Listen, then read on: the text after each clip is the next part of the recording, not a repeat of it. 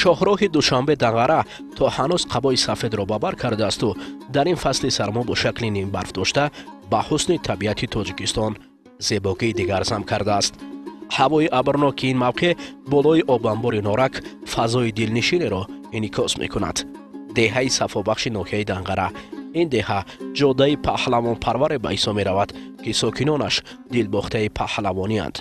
бузургмер қаҳрамони барномаи мо низ аз зумраи онҳоест ки ин ҷо ба дунё омадаасту бо падар аз баландӣ назар ба ин макони дилфиреби деҳа карда овони кӯдакии хешро пеши назар меорад.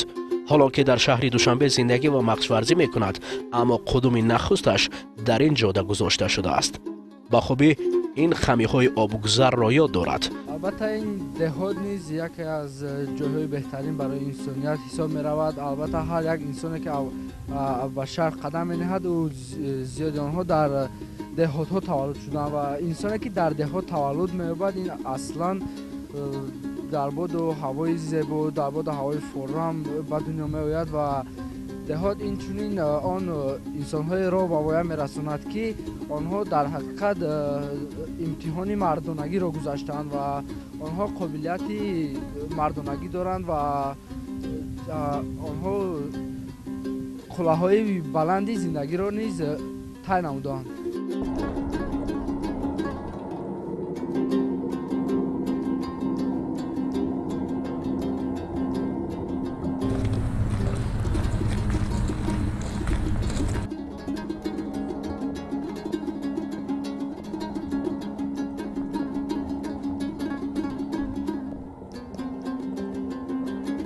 من افتخار دارم که نوسای من در همین آزمون‌های بین المللی جاهای یکم را گرفته با مدال‌های نقره و طلا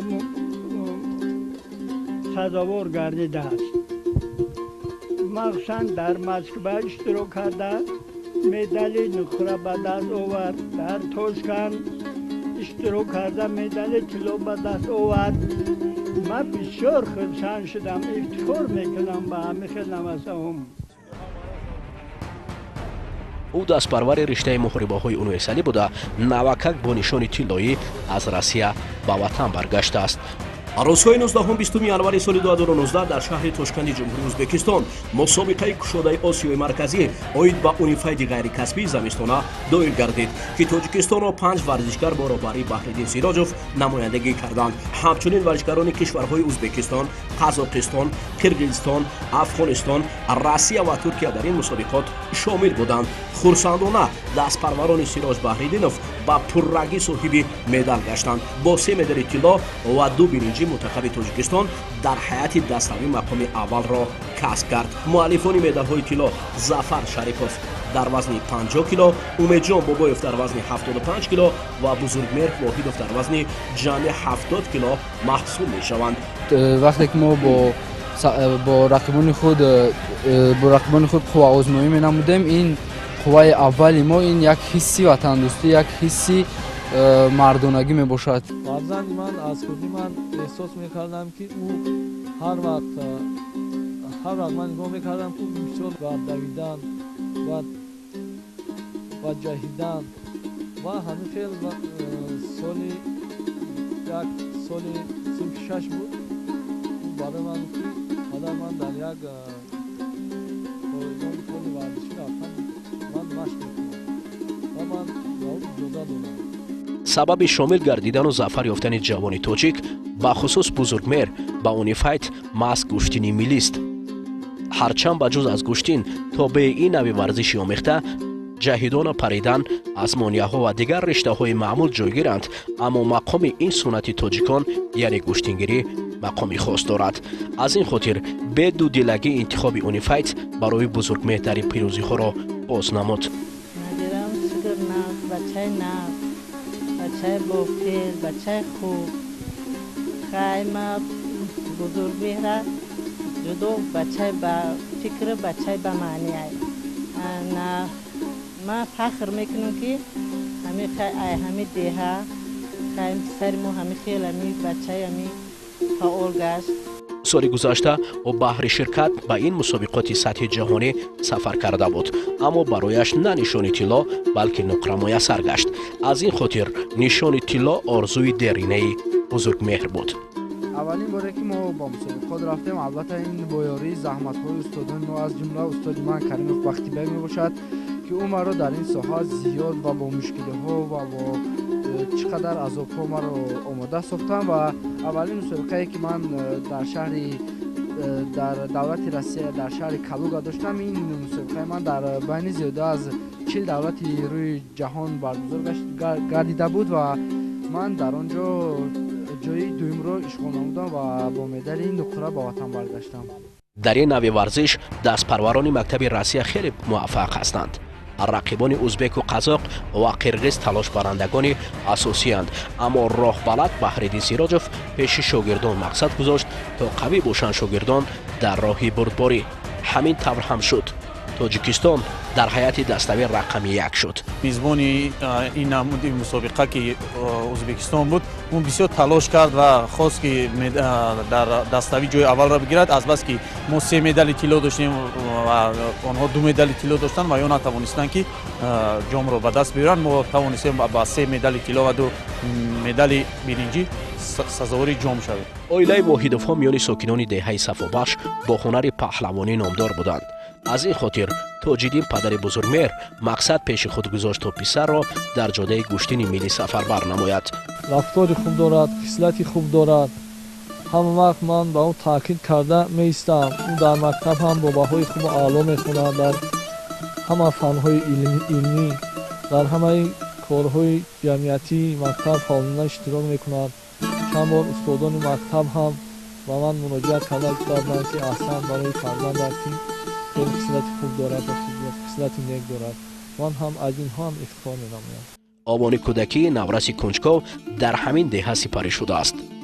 чун онҳо ба шаҳри Душанбе кӯч бастанд, аммо аёдат ва ҳамбастагӣ аз даврони кӯдагӣ ҳеҷ гоҳ меҳри ӯро аз деҳа ҷудо накардааст.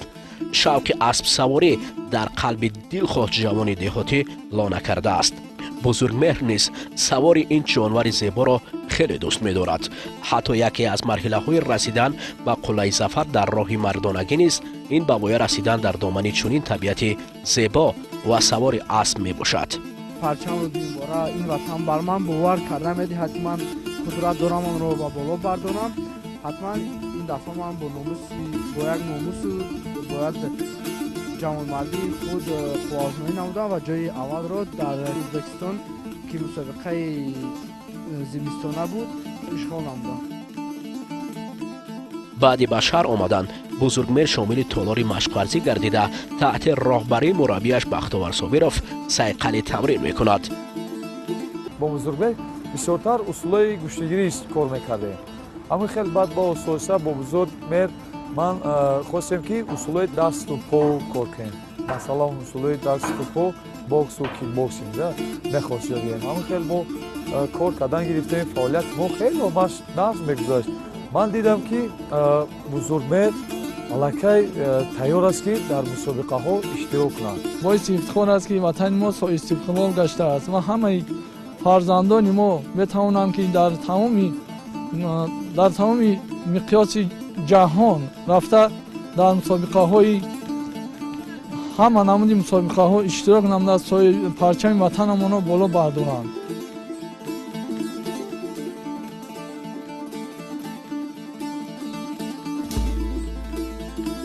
дидани шавқи бештар барои устод дари ӯро ба мусобиқаҳои байналмилалӣ боз менамояд. мо бузургмеҳрро равон кардем ба чемпионати ҷаҳон. интизор будем ки сазовори ҷои намоёб мегардад ва ҳамин хел бузургмеҳр вохӯрӣ чанд ҳарифи худро мағлуб кардааст ва муҳорибае ки дар вохӯрии нимфинале ки вомехӯрад ба ҳарифи худро шикаст дода ба финал меравад. ва сабабе ки воҳидов бузургмеҳр каме дасташ лад мевардорад, ҳамин сабаб дар финал иштирок карда наметавонад ва сазовори ҷои дуюм мегардад. ҳоло тамоми ҳастии худро дар толори машқварзӣ мегузаронад. қатори илмомӯзӣ акнун ки ӯро дар пеш мусобиқаҳои ҷадидтар интизор аст, ҳамеша пеш барандаи варзиш аст. бахусус нозукиҳои гӯштинро бештар меомӯзад то қуллаҳои навро фатҳ намояд. ҳисси ватандӯстӣ як ҳисси мардонагӣ мебошад ки ин аввалин қувва аст ки барои мо ва барои рӯҳбаланд намудани мо ки барои рӯҳбаланд намудани моро водор сохтааст ва ҳарчанд рақибони мо хуб пурқувват буданд, қувваи кофӣ доштанд, вале ҳисси мардонагии мо бар он мағлуб нагашт ва баръакс бар он ғалаба намудем ва парчами ҷумҳурии Тоҷикистонро тавонистем ки дар арсаи байналмилалӣ дар байни 8 давлати дунё дар ҷои аввал гузорем ва хонандаи синфи 9 бе мо бузургмеҳр воҳидов ки чанде қабл дар мусобиқаи Осиё байни мамлакатҳои Осиё шуда гузашт, ҷои аввалро гирифт.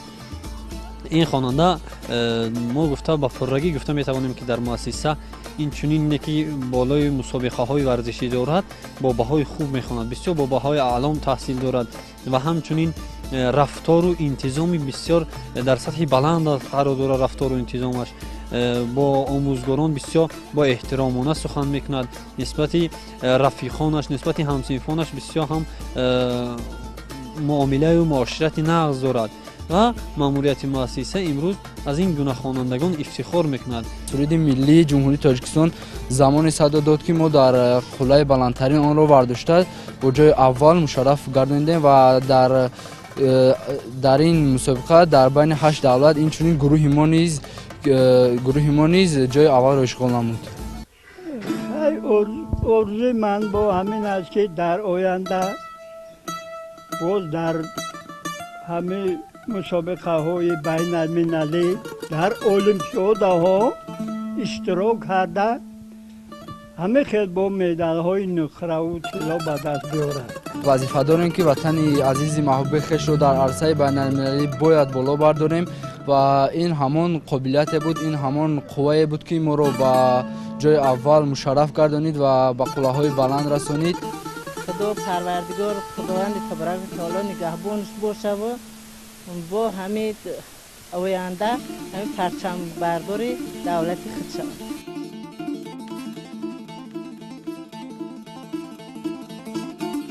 садоқат ба ватан доимо дар қалби ин навҷавони тоҷик шӯлавар аст.